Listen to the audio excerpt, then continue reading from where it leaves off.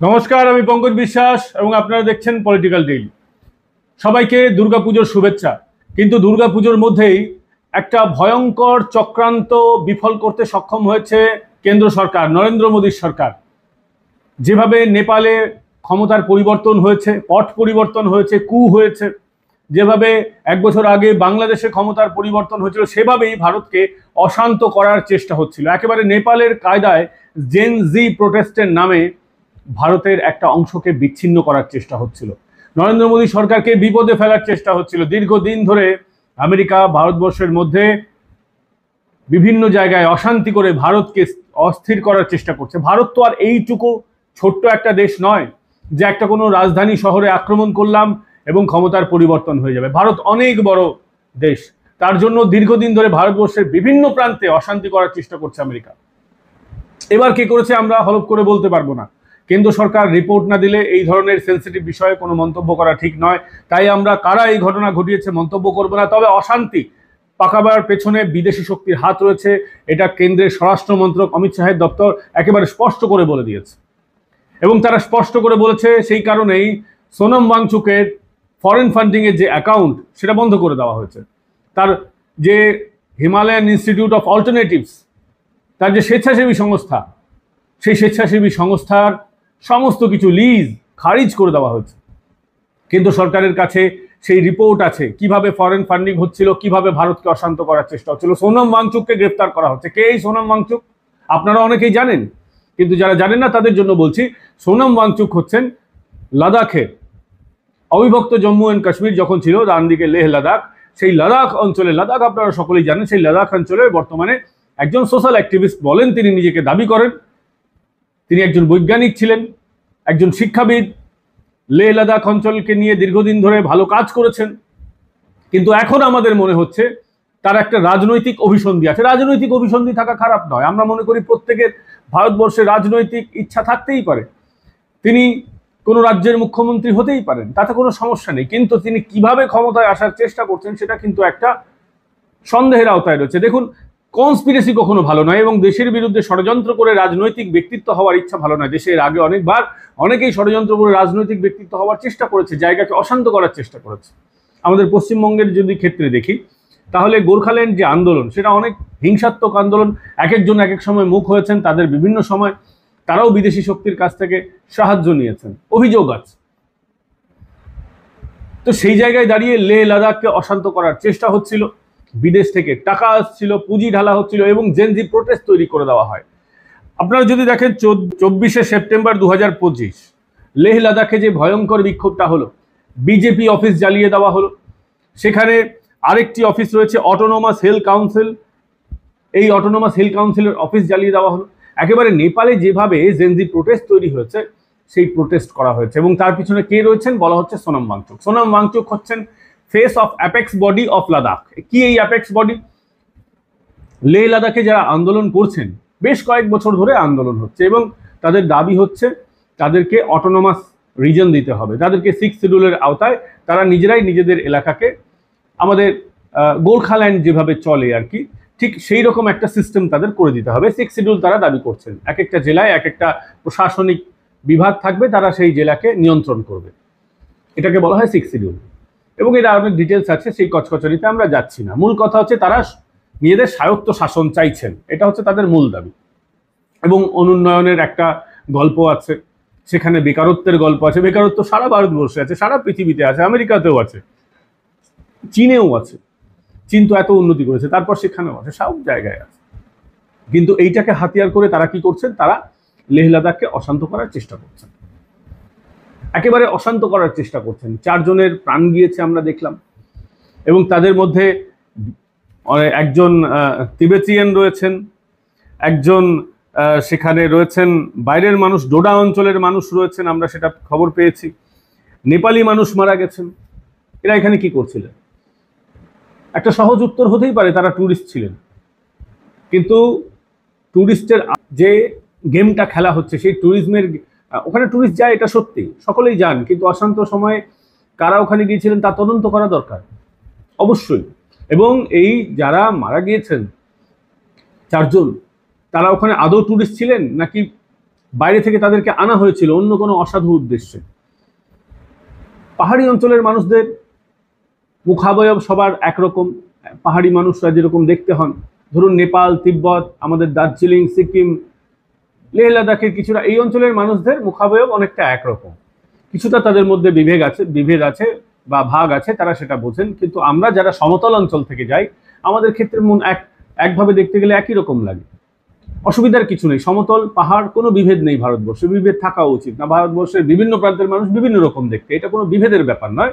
আমরা শুধু অঞ্চলের মানুষের মুখাবয়বের কথা বলছি মাত্র। এবার অভিযোগটা যেটা উঠছে, বাইরে থেকে লোক এনে সেখানে হিংসাত্মক আন্দোলন করা হয়েছে, ভয়ঙ্কর হিংসাত্মক আন্দোলন। এবং এই সোনম ওয়াংচুক, আগেও বলেছি আবারও বলছি, এই সোনম ওয়াংচুক যতটা ভদ্রলোকের মুখের উপর দিয়ে আছেন, তার পিছনে কিন্তু একটা ভয়ঙ্কর মুখ লুকিয়ে আছে, ভারতকে ডিস্টেবিলাইজ করার মুখ।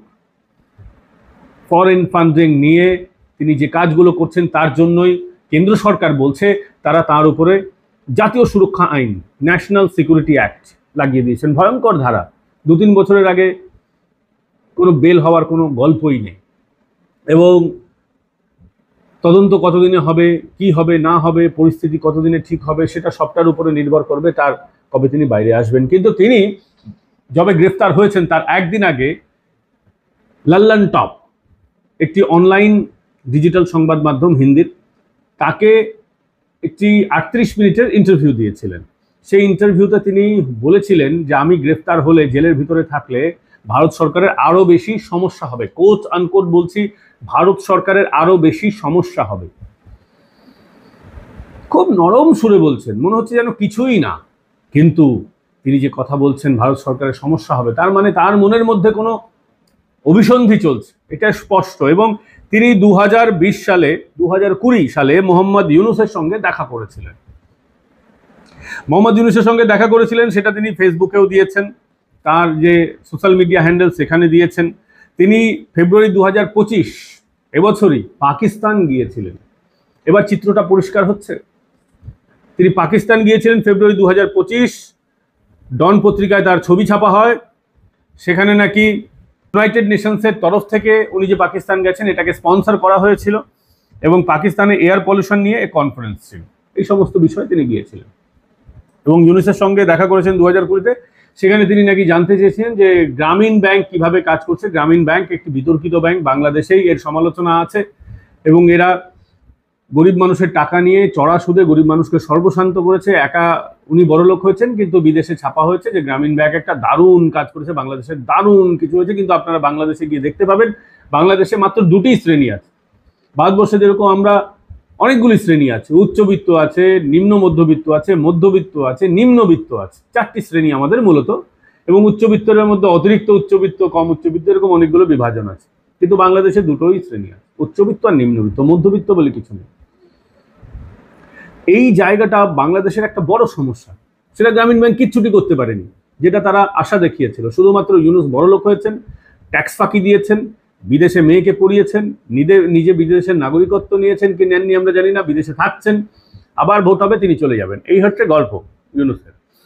এই গল্প তিনি দিচ্ছেন, ফলে বোঝাই যাচ্ছে বিদেশে তিনি যে যাচ্ছেন, এই বিদেশি যোগাযোগ থাকতেই পারে যে কোনো মানুষের, অনেকেই থাকতে পারে, কিন্তু বিদেশি যোগাযোগকে কাজে লাগিয়ে যদি ভারতকে অশান্ত করার চেষ্টা হয় তাহলে তো সেটা সমস্যা। হিমালয়ান ইনস্টিটিউট অফ অল্টারনেটিভস, তিনি সোশ্যাল মিডিয়া, আমি নিয়মিত তার ফলোয়ার সোশ্যাল মিডিয়া হ্যান্ডেল, তো তিনি অনেক ভালো কাজ করেছেন। সেখানে কিভাবে সোলার কাজে লাগিয়ে, ওখানে তো অনেক ড্রাই এরিয়া রয়েছে লেহ লাদাখে, ওখানে কিভাবে জল পাহাড়ে পৌঁছে দেওয়া যায়, এইসব নিয়ে তিনি কাজ করেছেন।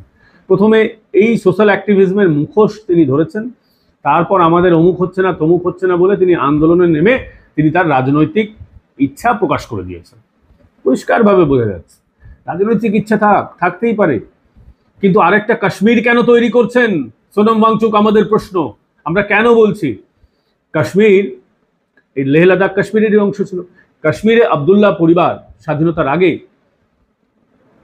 শেখ আবদুল্লাহ, তিনিও তো এভাবেই মুসলমানদের হকের আন্দোলনের কথা বলেছেন। এই যে অধিকারের আন্দোলন, রাজনীতিতে ক্ষমতায় আসার অস্ত্র হচ্ছে অধিকারের আন্দোলন, তারপর শুধুমাত্র ওই পরিবারের অধিকারটা পাওয়া যায়, ওই পরিবার অধিকার পায়, আর জনগণ অধিকার পায় না।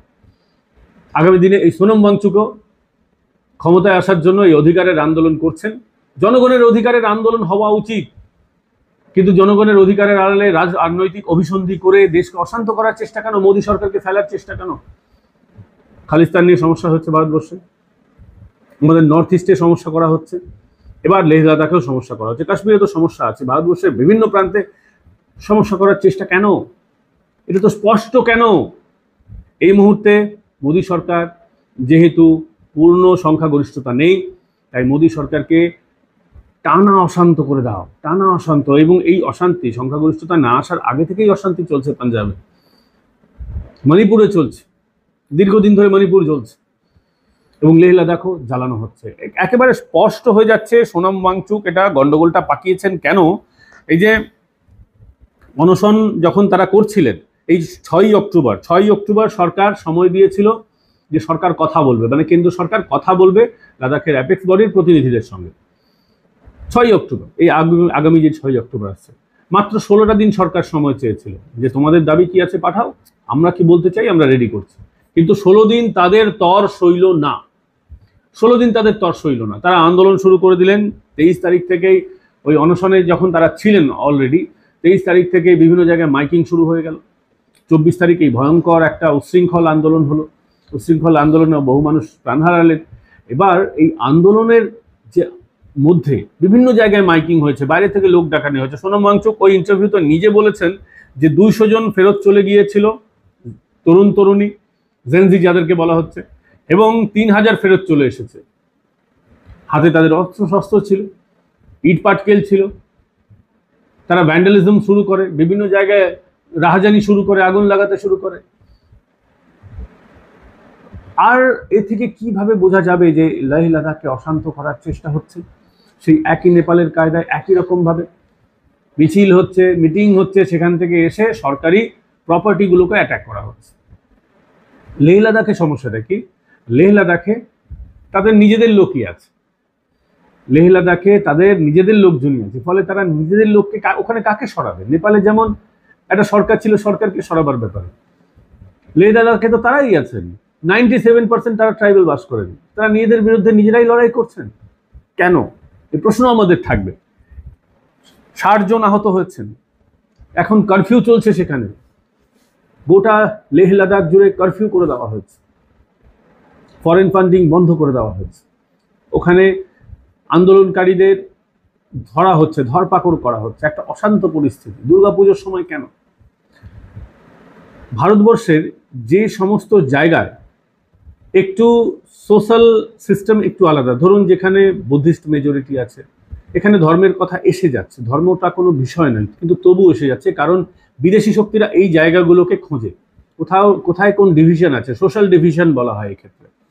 ধরুন যেটা পাঞ্জাব স্টেট রয়েছে, সেখানে শিখ ভাইরা রয়েছে, আমাদের ধর্মের কোনো বিভেদ নেই, বুদ্ধিস্টরাও আমাদের ভাই, শিখরাও আমাদের ভাই, আমরা মনে করি সেটা আমাদেরই ধর্মের একটা শাখা প্রশাখা, আমাদের সঙ্গে তাদের অনেক মিল রয়েছে, এবং ধর্মের জন্য আমাদের মধ্যে কোনো দিন বিভেদ হয় না। আমি নিজে গৌতম বুদ্ধের ফ্যান, গৌতম বুদ্ধের ভক্ত, আমি গৌতম বুদ্ধের কথা মেনে চলার চেষ্টা করি, আমি নিজে শিখ ধর্মের বিষয়টা জানার চেষ্টা করেছি। সবাই আমাদের ভাই, আমাদের সাথে কোনো বিভেদ নেই, তারাও আমাদের সাথে বিভেদ করে না, কিন্তু বিভেদটা রাজনৈতিকভাবে হাতিয়ার করা হচ্ছে। যে জায়গায় সোশ্যাল ডিভিশনগুলো রয়েছে সেই সমস্ত জায়গায় দেখুন এই সমস্যাগুলো করা হচ্ছে। আমাদের নর্থ ইস্টে সেখানে ক্রিশ্চিয়ান পপুলেশনটা বেড়ে গেছে, সেখানে গন্ডগোল করার চেষ্টা হচ্ছে। পাঞ্জাবে দীর্ঘদিন ধরে সমস্যা একটা রয়েছে, সেই সমস্যা মোদী সরকারের সমন্বয়ে খুব স্ট্রংলি হ্যান্ডেল করা হচ্ছে, কিন্তু সমস্যা একেবারে সমাধান হয়ে গেছে এই কথা আমরা বলতে পারবো না, এটা সত্যি সমাধান হয়নি, সমাধানের প্রয়োজন আছে। সরকার চেষ্টা করছে, কড়া একদম শক্ত হাতে দমন করছে। 6 শিডিউল দিলেই সমস্যাটা মিটে যাবে এই কথা আমরা বলছি না। 6 শিডিউল ওরা দেওয়া হোক, ভারত সরকারের আইন আছে যেখানে 50% বেশি ট্রাইবাল জনসংখ্যা থাকবে, জনজাতি জনসংখ্যা থাকবে, সেখানে সরকার 6 শিডিউল দিতেই পারে, সরকার দেবেও প্রতিশ্রুতি দিয়েছে। কিন্তু 6 শিডিউল দেওয়ার পর, 6 শিডিউল হচ্ছে তাদের প্রাথমিক শর্ত, এরপর তারা পূর্ণ রাজ্যের দাবি করবে, পূর্ণ রাজ্যের দাবি করার পর তারা আলাদা দেশের দাবি করতেই পারে, করতে পারে, হতে পারে, কি হবে না হবে সেটা ভবিষ্যৎ বলবে, কিন্তু সরকার মনে করছে তাদের অভিসন্ধি ভালো নয়, তাই সরকার হয়তো ডিলে ট্যাকটিক্স করছে, যে এখনই দিয়ে দিলে সমস্যাটা আরো বাড়বে, আরেকটা কাশ্মীর তৈরি হবে। স্পেশাল স্ট্যাটাস তারা চাইতে পারে। ধরুন তারা দেশ চাইলো না, তারা কাশ্মীর যেরকম একটা সময় স্পেশাল স্ট্যাটাস ছিল, তারা স্পেশাল স্ট্যাটাস চাইতে পারে। এই সমস্যার জন্যই কিন্তু লেহ লাদাখে অশান্তি চলছে। এবার এই অশান্তি কবে মিটবে সেটির দিকে আমাদের নজর থাকবে। কিন্তু সরকার খুব ভালো কাজ করেছে, সোনাম ওয়াংচুককে ভিতরে করে দিয়ে, একদম প্রধান মুখকে ভিতরে করে সরকার বুঝিয়ে দিয়েছে। আমাদের কাছে পুরো ইনফরমেশন রয়েছে। নেপাল বা বাংলাদেশের ক্ষেত্রে কি হচ্ছে, সরকারের কাছে ইনফরমেশন থাকলে হয়তো সরকারের প্রশাসন তন্ত্রটা ঠিক করে কাজ করেনি, তাই সেখানে ডিস্টেবিলাইজ করে দেওয়া সম্ভব হচ্ছে। কিন্তু ভারতে এখনো সেটা সমস্যা রয়েছে। অনেক বড় দেশ, কোনো একটা রাজধানী শহরে গন্ডগোল করে ক্ষমতার পরিবর্তন করা এখানে সম্ভব নয়। এতগুলো রাজ্য রয়েছে, এত জায়গা রয়েছে, এত প্রশাসনিক বিভাগ রয়েছে, এত সহজ নয় নরেন্দ্র মোদী সরকারকে ফেলে দেওয়া। কিন্তু ভারতকে ডিস্টেবিলাইজ করার চেষ্টা চলছে। আশা করব খুব দ্রুত এই পরিস্থিতির উন্নতি হবে, সমস্যার সমাধান হবে, আমরা সেই আশা রাখতেই পারি। ভালো থাকবেন, সুস্থ থাকবেন। আগামীকাল ফের দেখা হচ্ছে। Until then, tata, bye bye, Jai Hind, Vande Mataram. সকলকে দুর্গাপুজোর শুভেচ্ছা। যারা জয়েন বাটন ক্লিক করে আমাদের মেম্বার হচ্ছেন প্রত্যেককে ধন্যবাদ জানাচ্ছি। ভালো থাকবেন, সুস্থ থাকবেন। আগামীকাল ফের দেখা হচ্ছে।